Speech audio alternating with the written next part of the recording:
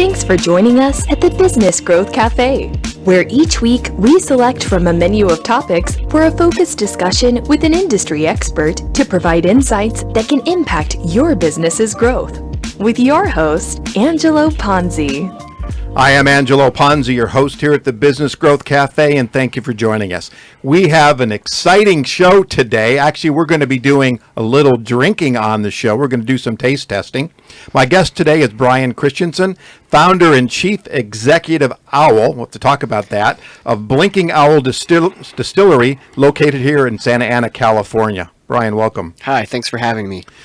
Before I start, I love the story about kind of your history and your bootlegging grandfather.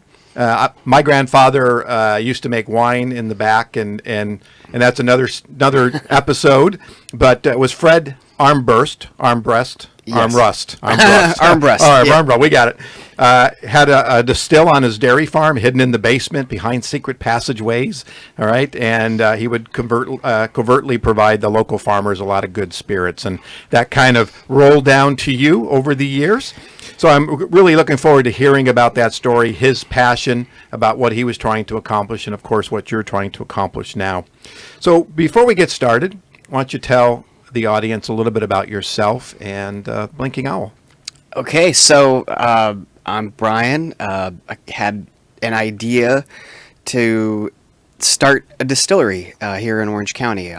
Been following trends across the country, and this return to regional things: food, beer, wine, and why not alcohol as well. Mm-hmm. So my background, though, in my spare time, I used to, homebrew, studied wine, made wine through the Wine and Spirit Education Trust.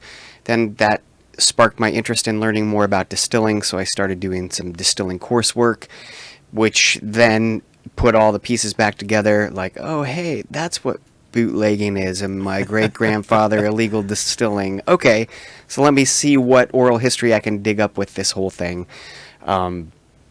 Fast forward, lengthy business plan, rewritten multiple times, and we've been operational just about 3 years. Okay. So Now, if people don't know about the Blinkin Owl, hopefully they will after this. And I was online looking at some of the pictures, and it looks absolutely gorgeous. I have to admit, I've not been there. We met at an event at up in Santiago Canyon area, Yes.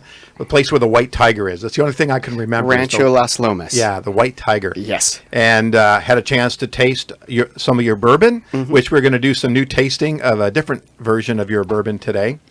And so that prompted, obviously, this conversation.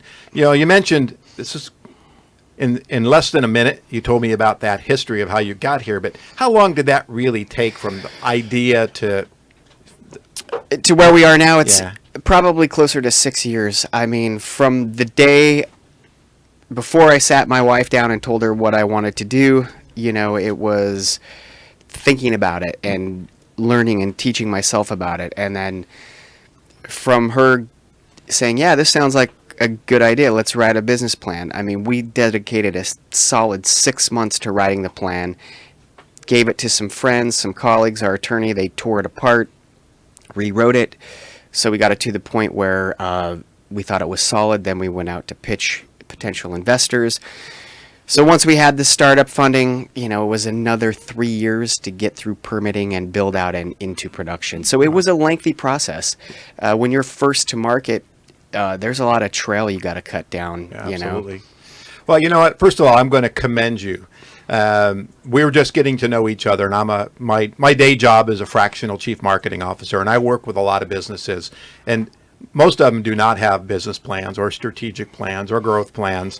So the fact that you are you listening, audience? This is a lesson number one from today.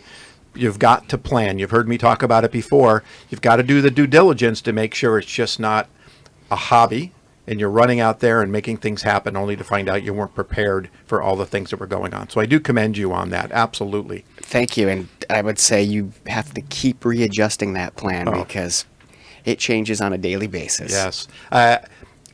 So I'm going to talk about for a second about your background in advertising. And again, we talked that that's kind of my background, but I jokingly say, and I've said it on the show before, about getting my clients to do planning, and then going in for a 6-month review or an 8-month review, and literally walking over to the bookshelf, taking it off, blowing the dust off it.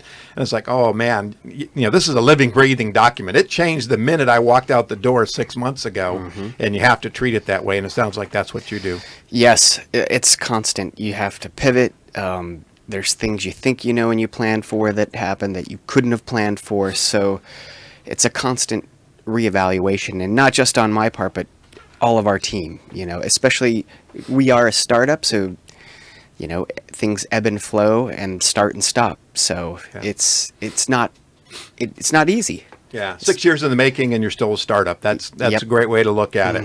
So there's a couple questions that I do ask before we kind of get into the rest of this. Okay.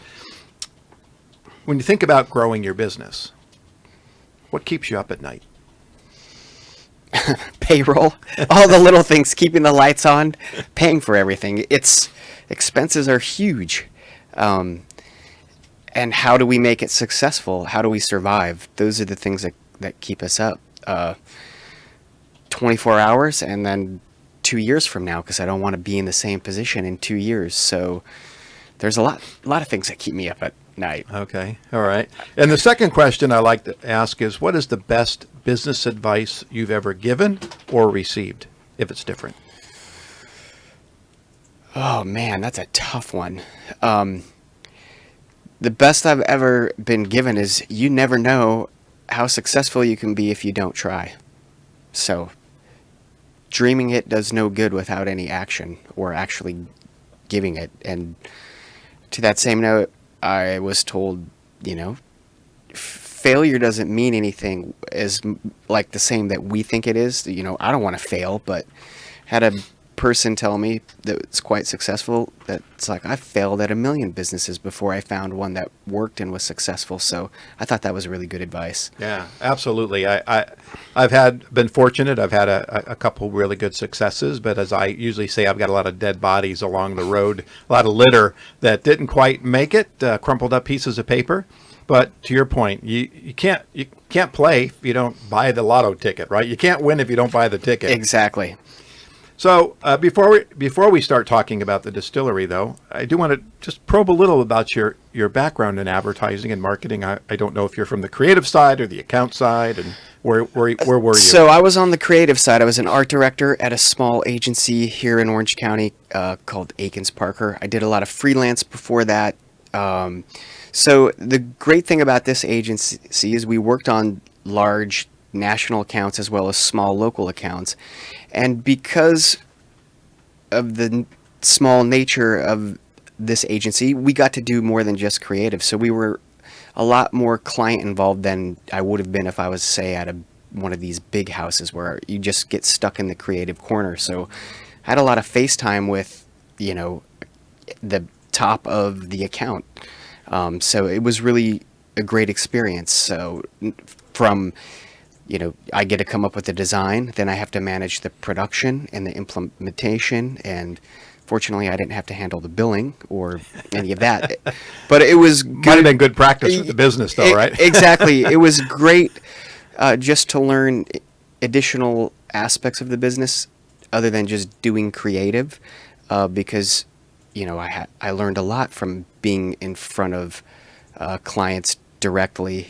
I was the loose cannon at that place, so they loved it, and it scared them a little bit, like, don't say the wrong thing. But they found it to be a real asset, because I would put clients at ease, and I could handle the project, make sure it makes them look good, the client look good, our contact at the client. So it was a great time, but I never felt like I wanted to be stuck in one job forever. So whether I did the distillery or not, I'd be looking for whatever the next move is, which probably would be involved in some type of creative, but not necessarily. So if that makes any sense. Well, sure. And when we think of advertising, there's a certain idea of what creative is, but everything we do can be creative. And I always like to look at it that way.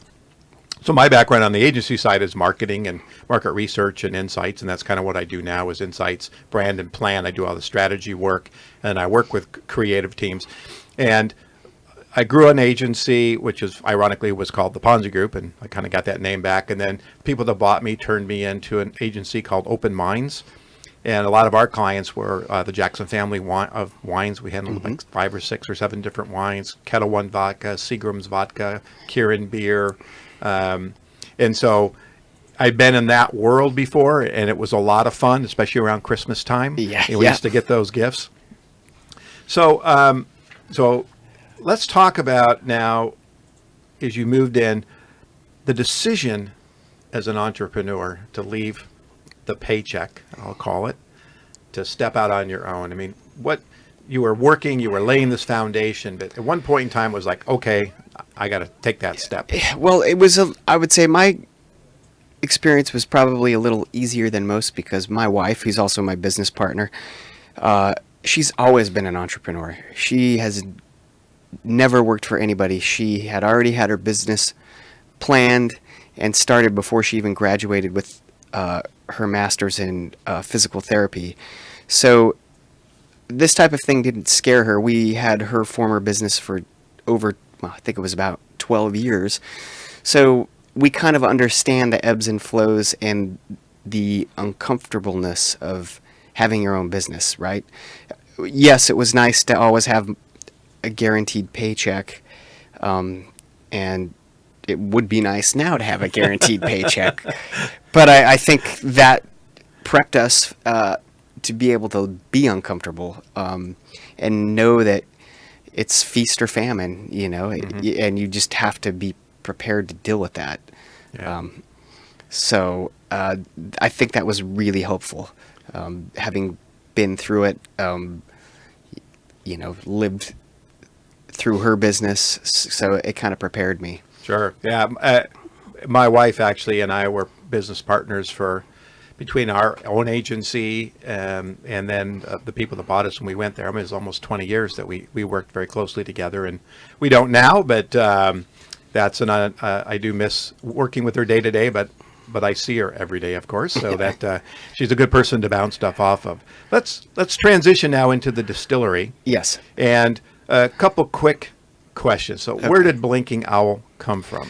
So not wanting to take ourselves too serious, but we take everything we do extremely serious. I wanted a way to pay homage to the city where we distill, which is Santa Ana. And I'm not from Orange County originally, although I've lived here since 2000 or 2001. So I moved to Santa Ana in 2003 and met all these wonderful people who taught me about the rich heritage and history of the city. One of my friends was telling me about how the streets used to be lined with these very cool old buildings, showed me archived pictures, neon signs lit the streets, bars, restaurants, retailers. One of these bars happened to be called the Blinking Owl Bar, and it was kind of infamous. It was known for its neon and mechanical sign with an owl that would blink. So I thought that would be a fun way to name this distillery without kind of being so much the same as every other distillery name, or naming it after old Grandpappy or something like that. Not that there's anything wrong with that. I love many of those brands, but it didn't seem to fit. We're in Southern California. It's warm. People are happy here. We're laid back. So I wanted something more fun, more kind of mid-century. So that's where the name came from. Okay. Now in the distillery, you actually make bourbon, gin, vodka, and is what aquavit, which is what we're drinking right now. Yeah, yep, absolutely. And it's wonderful. First time I've ever had it. It's a unique spirit. I have some Swedish heritage on one side of the family, so that intrigued me to learn about spirits from Scandinavia. This is one. We decided to make it. It's currently our most popular spirit in the first 3 years. So. Oh wow. It's quite fun. Yeah. Is everything sold strictly on site, or are you online? Are you in restaurants and bars? We are currently available for distribution statewide in California. We're available at over 300 bars, restaurants, and retailers. Okay. You can actually visit our website. We keep an updated map of where you can find it. You could ask any of your local retailers to get some for you. They can order it pretty easily. We do sell we are allowed to legally sell 3 bottles per person per day out of our tasting room during tasting room hours. And then we're also now available through an online retailer for folks who live in the state of Illinois, and working on several other new markets as well. So are you selling through like Young's or Southern or? We're with Southern Glazers Wine and Spirits in their artisanal book. So Okay. yes. All right. Well, fantastic. All right. So I've finished my Aquavit. Now I'm ready for some bourbon. I got a new glass. Thank you, Paul. Cool. So Paul, the engineer's over there enjoying this as well. absolutely. I don't know who shows after mine, but but they might be having more fun than. Sir. Cheers. Cheers. Get a little here. So So so why don't you describe what we're drinking? So we're drinking. This is our wheated bourbon whiskey. We make a couple different types or grain bills of bourbon, but this is our wheated. So what that means is it's made from corn, wheat, and malted barley. So this is aged right here in sunny Southern California, just over 2 years. This is a straight bourbon whiskey, which requires it to be aged at least 2 years. This is made from all organic California-grown grain. That's a big part of our philosophy, is to support local farmers who use sustainable practices in their farming. Was that part of your business plan about staying local? I got under certified organic grains, fruits, botanicals, and then from sustainable local farmers. And then you also mill it, mash it, ferment it, distill it, and in the case of whiskey, age it. Yes. Right here in the facility? In the facility. Everything is done right here in the facility. So it was really important for us. And one thing that really brought this thing to life for myself and especially my wife is grain. We're kind of grain nerds. We are fans of the farm to table movement. So when we were researching this distillery, we had already known about this famous chef, Dan Barber. He wrote a book called The Third Plate, got really into the importance of soil, and that led us to having this become part of our philosophy. We really want to, one, tell the story of California terroir or agriculture, two, support and change the farming community. So to give you an idea of the impact we can have is we're not even operating yet at our full capacity, and we're averaging about 15,000 pounds of grain a month. So that's in the overall scheme of things, it doesn't seem like a lot, but it actually can support an entire farm for an entire year. Wow. So just the fact that we're putting our money where our mouths are is really important to us. Well, certainly supporting the community and what we're doing here, and as you do going out into the communities, hopefully getting the community support you as well. Yes, I think we've had a great response so far.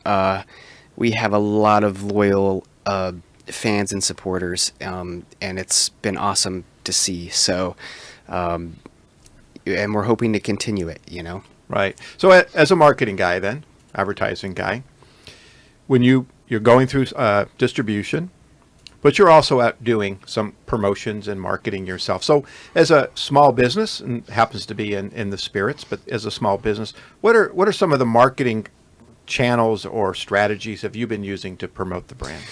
Well, we try to take as much advantage of free media, social media channels as possible.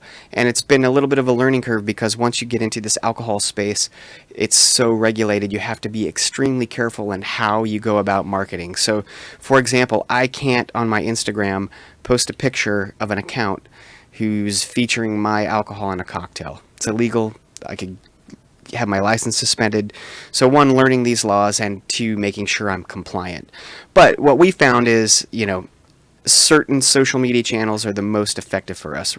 Right now, that would be Instagram and Facebook, which are great. We've experimented with sponsored posts and other angles in marketing, and without those, it would be a much bigger uphill challenge. And then it's trying to find out what traditional works, what doesn't. So it's kind of like throwing darts and seeing what sticks. Sure. Well, that's advertising and marketing has changed so much. I mean, it's how do we measure? How do we judge? How do we make adjustments as we're going along? Now, we met in an event. So has events become part of your strategy? I know events are expensive. Yes. And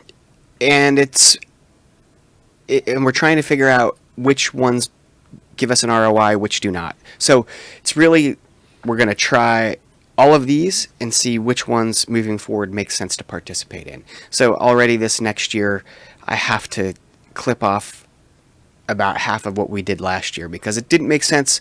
We didn't get a big return.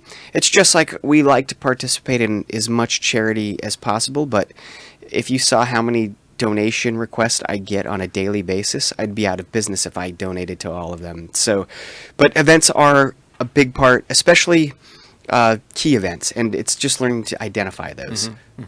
Yeah, I have some friends in the spirits business, and I won't promote their brands while I'm talking to you, but a lot of times they'll go in and they'll leverage the pour in exchange for everything else because otherwise it just becomes very cost prohibitive as you're trying to grow your brand. Exactly. I think that's kind of been a similar philosophy. Like, we'll participate. We can't afford to pay $1,000 table fee, that type of a thing. Not because we don't think it's valuable. We can't. Well, it's not. Yeah, $1,000 table plus thousands of dollars in product and staffing and yeah. So, as a small business, what has been your biggest challenge? One, distribution is hard because it's so regulated. So, we're so happy we now have a partnership with the biggest distributor in California. They have access to the account, but that's not where it stops. Now we have to go out and sell our own product. So that's challenging. And not having ever worked in that side, it's learning new language and how to communicate and how to get buy-in from people. And also, it's always a challenge. How do I message my brand when my resources are limited? It's not like my old job where this client has millions of dollars and we have this great strategy and they can throw money in. Yeah. So it's hard. You're dealing with, I'm sorry to interrupt, but you're dealing with multiple, because you're dealing with on-premise strategy, you're dealing with off-premise strategies, you have your own on-premise that you have to deal with, you're at events. So you've got a lot of different things going on. And in small brands, a lot of the times, and I don't mean to ding distributors a little bit, but they tend to pay a little more attention to the bigger guys, so it makes it a little harder for the smaller guys to get their attention to get pushed. It is hard, and it's not even that they don't want to pay attention to us, it's just they're getting so much pressure from these big guys to sell this, sell this, sell this. Fortunately, our partnership is proving to be a good one so far, but once again, we were never naive with ourselves. We knew we had to do a lot of the heavy lifting, and if they see we're out willing to help promote and sell the brand, then they're more willing to put more work behind it as well. So. Okay. So, believe it or not, we are coming to an end. I told you that when we started. It will go by very fast. So, one parting comment for you, and then we'll have you wrap up, is for other small businesses, small to medium-sized businesses that are kind of in your same lane right now, necessarily spirits, but growing, what are 2 pieces of advice would you give them? If you plan to open a distillery, or you think you want to, opening a distillery just because you like drinking whiskey or vodka or gin is not a good enough reason to do it. I also think you're going to need about 5 times as much more money than you think you need. All right. So I know it kind of sounds cliche. We took what we thought we needed and we tripled it, and that's what we raised, and it's still not enough. It's an ongoing thing. So back to that planning that we talked about at the very beginning, and making adjustments as you go along. Planning and making adjustments. The other thing I would say is don't be afraid to bring on partners. All right. Fantastic. So thank you so much, and thank you for bringing some spirits. Cheers on that. It tastes fantastic, and I might have to go downstairs and have a coffee before I get it in the car.